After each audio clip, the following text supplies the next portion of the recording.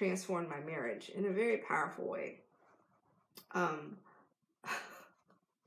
It's funny, I was sharing with my husband about my thoughts about our marriage. He's like, you thought there was something wrong with our marriage? And what I've learned recently is when you have, hey James, I can't believe you're up this late.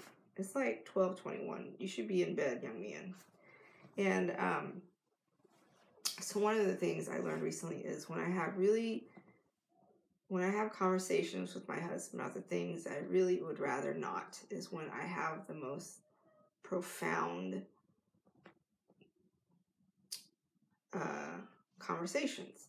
And usually those conversations are the ones that result in us sharing a bigger understanding of each other, and it builds more connectedness, it builds more love, it builds a closeness, which you think would be counterintuitive, right? Because if you talk about a topic that you're not exactly thrilled to talk about, like money, suspicions of affairs, what it takes to do big goals, like it has the underlying potential that it could blow up in your face and it could go very badly. And there's this fear mindset around it. And so you think like, oh my gosh, like this is going to make my marriage worse. But what I've learned is only made my marriage better. Even if you had two different opinions about whatever topic you're talking about, you actually have a better understanding of what the other person's perspective is. And as a result, you build this connectedness, this closeness, because you understand that other person better than you did before. Because before, what you had was merely an assumption.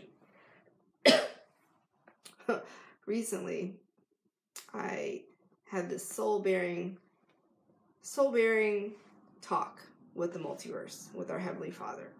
And I was just like, will you send me some answers? Just tell me I'm struggling with why I don't go all in, why I cannot put everything on the line, why I just don't do everything 100%. What is it? I know what I'm capable of, and I know I have the answers within me. I know I have the tools within me. I know creating the life I desire to live is my choice completely, without a doubt. But yet, why do I stop myself? Why do I, like, what's holding me back? Like, what is it? What's the deal? And I really wanted to know, like, what was the deal? Like, why wasn't I being me fully, completely? Why wasn't I completely all in? I asked to send me some answers. And the other day, on Thursday, I had a coaching session with my life coach, who's like this powerhouse, badass woman that's so amazing that I think surely she must be an alien from outer space. Hey, Ava. And Ava is awake. And she's going to sleep so well tonight because it's way, way, way past her bedtime. Peekaboo, I see you. I see you. Peekaboo, I see you. Peekaboo, I see you. Mm. Mm. Mm. Achoo. And so what I discovered. Here you come. Want your jacket?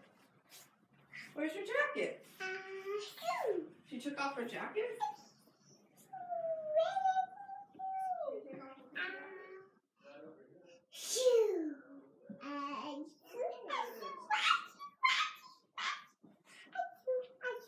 I don't know where your jacket is, Ava. Where did you put it? Where's your jacket? Where is it? Where's your jacket? And so I was talking to her, and I said, sometimes I go on video, and I don't always say everything I would like to say, like full-heartedly, without any restriction, without any reservation. And the reason why is because I think that I would put my husband at risk. I'd put my family at risk if I was truly myself. And then if I shared myself fully, I'd build a big audience. And that means that some people would disagree with the things I said, and that would also put my family at risk. And it's because of something Everett said a long time ago about how, there is more crime in our world now, and people are more likely to shoot at you or troll you or things like that. And so you should be really careful about what you say. And so I held myself back. And when I was having this conversation with my life coach, I shared with her that I really held myself back when I talked, because I was afraid to say whatever I thought, because I could possibly put my family at risk. And she said, "Where are you getting this?" I'm like, "Oh yeah, it's from my conversation with my husband." And she goes, "Did you guys talk about this specifically?" And I was like, "No, not quite. He was talking about something else." And I conflated everything together and said, "Yeah, surely if he thinks that something like that could be risky, then me saying stuff that is controversial could be risky as well. And that means that I could be putting my family at risk." And she's like, "You have this fear of success. What if you actually had a conversation with your husband, Everett, and talked to him about your assumptions and get some clarification about it so that you could pour yourself fully into envisioning the kind of life you desire to live and set some real goals on the things you'd like to achieve?" And so I did. I sat down, I wrote out my visions, and I was like, I would like to write a book. I would like to create some coursework to help people live powerful lives.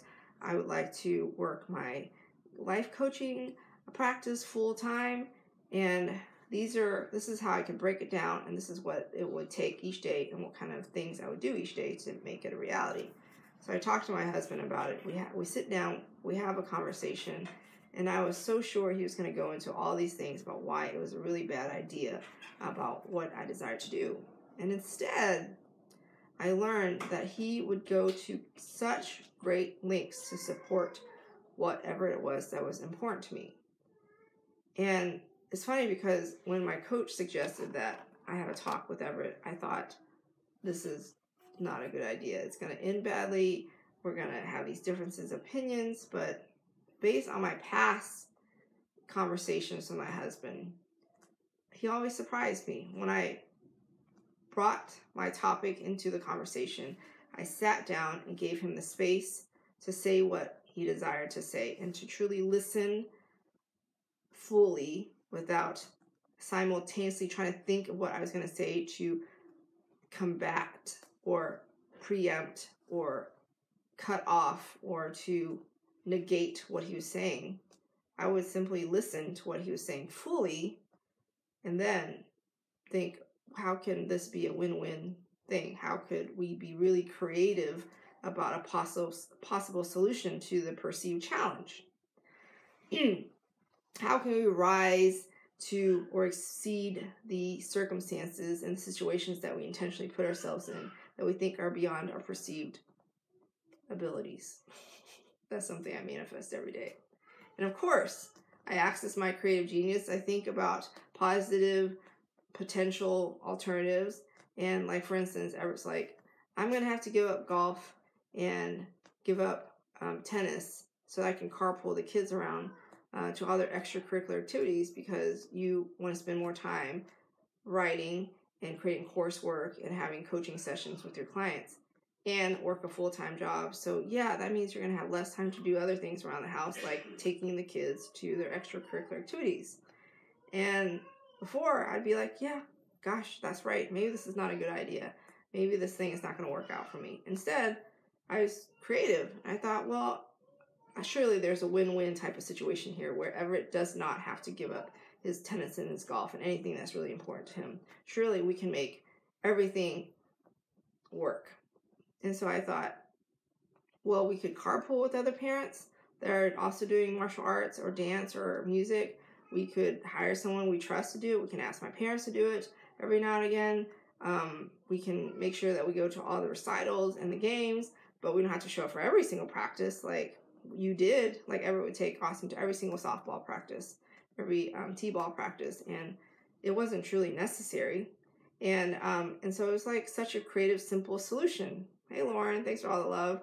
And so it was like, it was so powerful to have a open, honest conversation with my husband about the things that I was really dreading. Like, I was really dreading talking to him about like my goals. And it just turned out really well. For instance, okay, here's for instance. So today I was writing a post. I was typing it out, and one of the things I said was, the multiverse is rigged in your favor. And my husband reads it, and he goes, your post is fine. Do you get other people to read your post? Because if you did, then you would not say the multiverse is rigged in your favor. Because other people that have suffered a ton and have really hardships and don't have a privileged life and haven't had it good like you and me, they may be really offended when you say the multiverse is rigged in your favor. And I was just like, not every person that reads my stuff is going to resonate with me. One of my goals is to find people that resonate with me. And I also what does the multiverse is rigged in your favor? Like, what does it mean to you? Because I really wanted to understand like what he thought of what those words meant. And he talks about himself. He goes, he is very lucky that he is very fit. Like, he's worked really hard to become very fit. And he's very lucky that he's been blessed with a very good brain. And maybe he hasn't really maxed it out and become like one of the most intelligent people for his brain capacity, but he's on his way to doing that. And someone who's suffered so much might think, if to say something as general as the multiverse is rigged in your favor is offensive. And I thought, the more I learn, the more I know that I don't know. And one of my friends, she had cancer. And as a person who just sees cancer, you would think cancer is one of the most terrible things that could happen to anyone. How could that possibly show that the multiverse is rigged in your favor?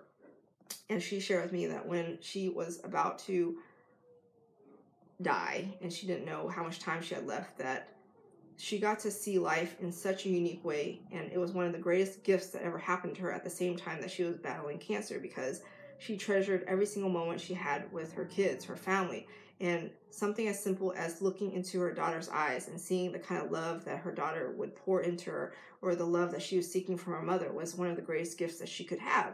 And even if her daughter poured like red juice on the couch or something, where before she'd be like, oh my gosh, there's red juice on my couch, she would be like, if I ever see this, if I live to see this red juice on my couch, I will be reminded of the moment in my life where I got to look at my daughter in her eyes and see that she was waiting to see if I still loved her, even though she poured red juice on my couch.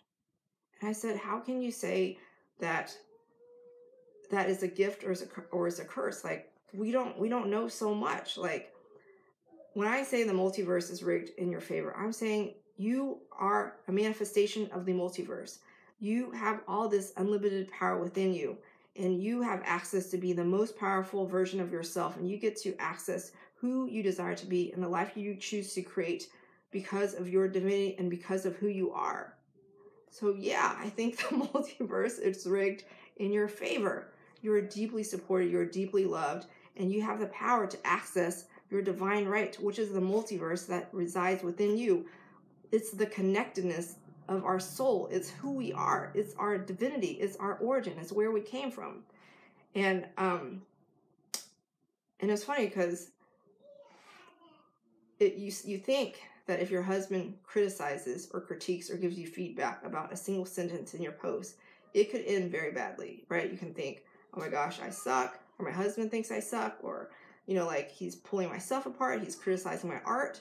But the cool part was when he said this opened up the conversation for so much more. It opened a conversation to me talking about how I had a soul-bearing conversation with the multiverse, how I desire to put myself fully into something, these powerful conversations I was having with my coach, my transformation of realizing my husband was here to support me 100% in whatever my endeavors were, and he was actually a powerful life partner for me to have versus someone I thought I could just had to simply tolerate because he had a differing opinion from me. Like, it was so like earth-shattering, mind-blowingly good. And it all started with me sharing myself with him. It would start with me talking to him about something that I really did not really have any desire to talk about. But I knew it was the thing to do. It was huge. It was so huge. And it's funny because my coach, she goes, these conversations that you and I have, these posts that you put out and posts, are you the same person to walk into your house? Are you the same person around your parents? Are you the same badass person when you talk to your husband? Do you talk about these same topics? And usually I don't. I don't talk about the multiverse with Everett. I don't talk about my spirituality. I just don't, because it's not exactly his thing. And the funny part was when I started sharing these things with him, the things I thought he would really have zero interest in, it opened up a whole new world. Like, he would talk in terms of the multiverse. Like, we were cleaning the garage today, and he said, the multiverse sent me here to do this, not this. I was like, oh my gosh, he's like using my words, and he is incorporating into our conversation. Like, it's so not going the way I thought it was going to go. Where is the resistance? Where is the difference of opinion? Where is the all the stuff to support my theory that he's just a person to tolerate with differing opinions? Where was that? Where was that? Because it wasn't there. Instead, it was actually camaraderie and synchronicity and support and partnership.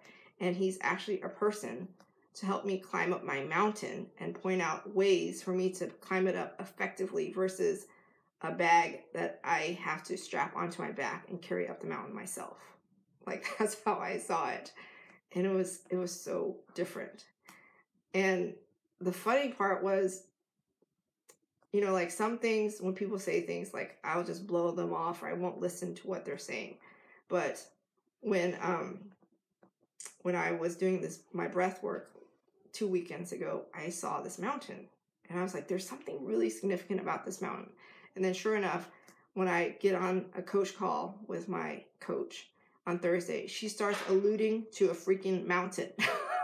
So she like, I have to stop and listen to whatever the heck she say, because her message was not only coming from her and her amazing skill to pick up on my doubts and my fears of success from just the simple words I was using and the feeling she had in her body and her heart and her soul.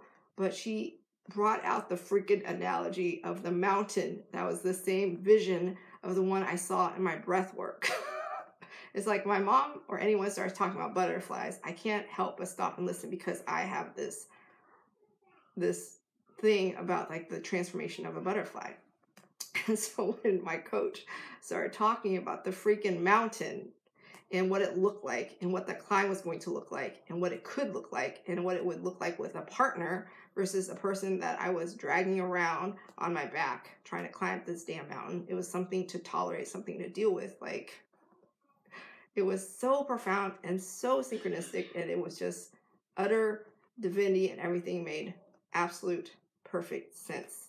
It was so crystal clear, and more stuff keeps opening up. Like, I was driving home from dropping off our Kangen water machine, and if you don't have a water filtration machine that converts your water into alkalinized water, I highly recommend you get it, because it changes your life. The water is structured and you are extremely hydrated, and it's great for your skin and your body and everything. But I was driving home from dropping our machine off from getting it maintained or cleaned up or deep cleaned or whatever.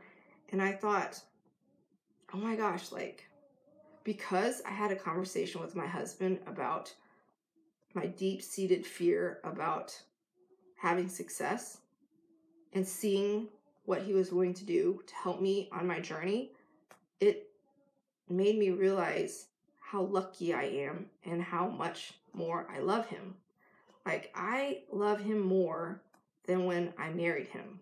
And usually, I feel when people get married, they go through stress, they go through sleep deprivation, they have kids, they grow apart, they have suspicions, they stop talking, they stop communicating, they have less sex, they are less intimate, like all those things. Like, the marriage just drifts apart and it starts getting tougher. And some people talk to themselves like they're like, oh yeah, we've been in this marriage for 7 years. This is what a 7-year marriage looks like. And me and Everett like, oh, that's what we have to look forward to. Instead, I got to love this man more than I loved him when I was first married to him. And I thought it was supposed to go downhill from that. Instead, it's actually going uphill and it's getting better. And it's so mind-blowingly, profoundly good. Like, it's so good. It's so good. It's like, oh my gosh, it's so good. So I'm just floored. And when I made these realizations, I realized I am one of the luckiest human beings, one of the luckiest souls in the multiverse. I have this amazing, badass life coach that is gifted beyond measure, that is so otherworldly good that surely she must be an alien sent from outer space to run my ski lift and help me with my life. And I have this amazingly supportive husband that I thought was like a pain to tolerate. Like, I got so much clarity and so much transformation in my life and my marriage. It's astounding. And it just so much was clear in the last 2 weeks after having a conversation with God, which is also spurred by my life coach. So after all this, I finally realized that, one, hire a life coach, one that really resonates with you, because she will shift your life in a massively unfathomable, incomprehensive, like beyond your wildest imagination type of way. And two, have a deep, powerful conversation with God every now and again, hopefully more often than not. And three, talk to your husband, your spouse, about the things that you don't really want to talk about. Maybe it's money. Maybe it's your suspicion that he's having an affair. Maybe it's your goals and your dreams. Maybe it's your spirituality. Maybe it's your fears, your doubts, any of it. And you will be so floored at what opens up after this. And you'll be so floored in the connectedness and the further strengthening of your relationship with this deep, profound love and appreciation for how lucky you are and how deeply supported you are. And yes, the multiverse is rigged in your favor. It really is. So, if you didn't already know, I'm a life coach. If you're looking for a life coach, reach out to me. And two,